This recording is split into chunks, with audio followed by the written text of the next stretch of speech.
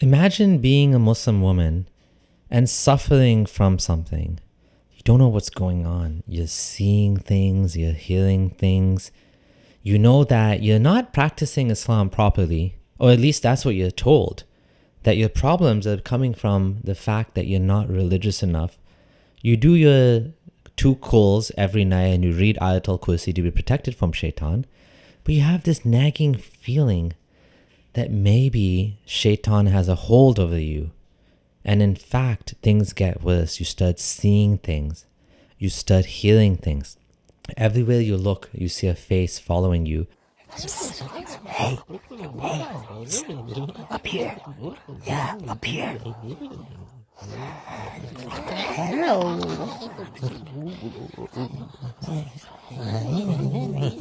So look out the window. Nasty and awful it is. I'm going to talk about why this needs to end. This is actually a form of spiritual abuse, and it's also a scam. These people doing these Ruqyah ceremonies are taking advantage of vulnerable populations who really need mental help.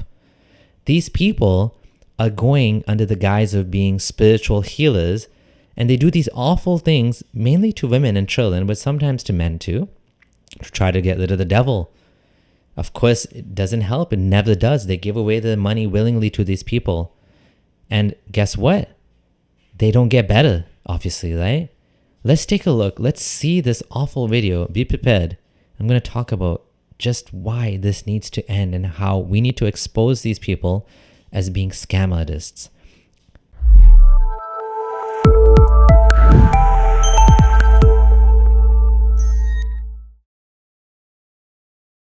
Hey everyone, it's your friendly ex-Muslim.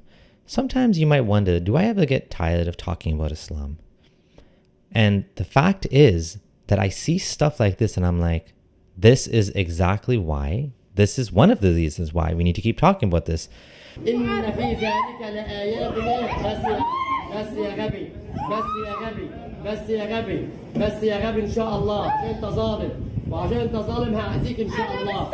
انت لا هي ما بتحبك نسالها الاول نقول لها انت بتحبيه هي بتحبك هي بتحبك ما حصلش لا هي بتحبك مش مستحيل الا القلوب بين اصبعين من اصابع الرحمن يقلبهما كيفما شاء. And like, look, first of all, because he's not allowed to touch it, look how he does it. He ties like a little thing, holding it like a dog on a leash. بقول لك هموت عريس ما يعرف هو محبوس في الجسم يا جماعه.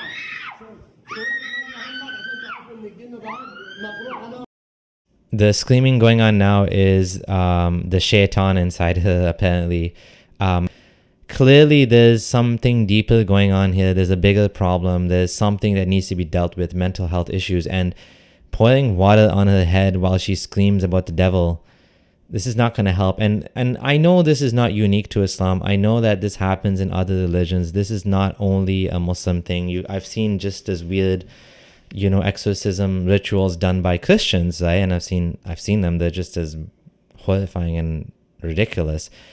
But why, like, what do we gain from this, right? Look, he's going to pour water on this woman too. Usually you find that it is women that go through these things.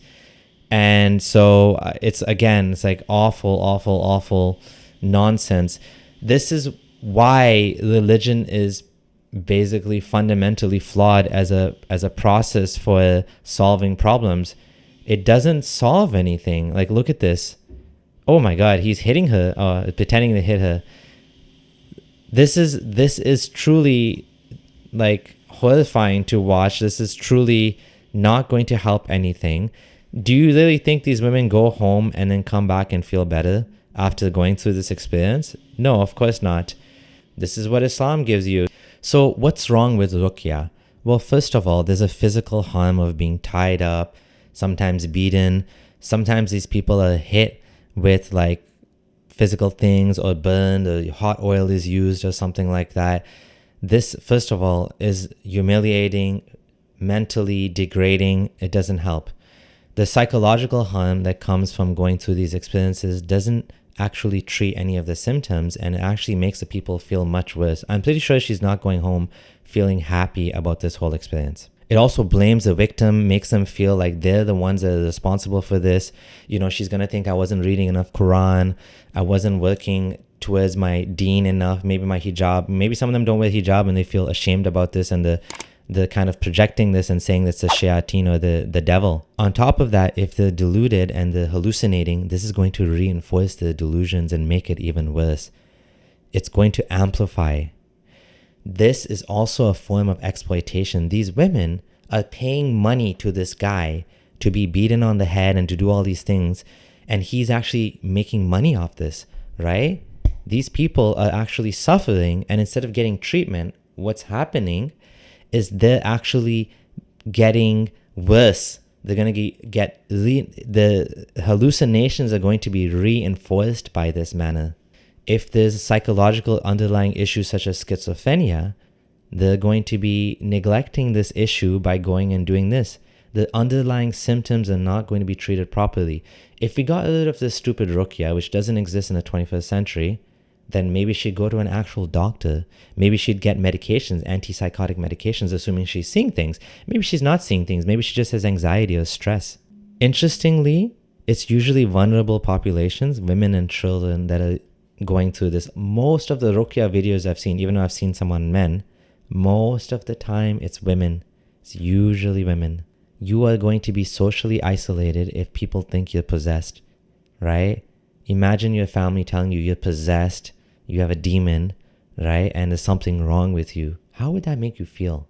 Nobody checks these processes. There's no real guide or guidelines or a body that protects patients. It's just random shit that they do to you. You know, in conclusion, Ruqyah is unscientific, it's harmful, it's outdated, it's frankly barbaric, and it doesn't help patients in any way whatsoever. We need to move past Ruqyah and we need to move into the modern world where we actually treat patients who have mental health issues with actual cures, not this pathetic shit. Anyways, that's all I have for today. Thanks for watching. This is your friendly ex-Muslim Abdullah Samir signing out.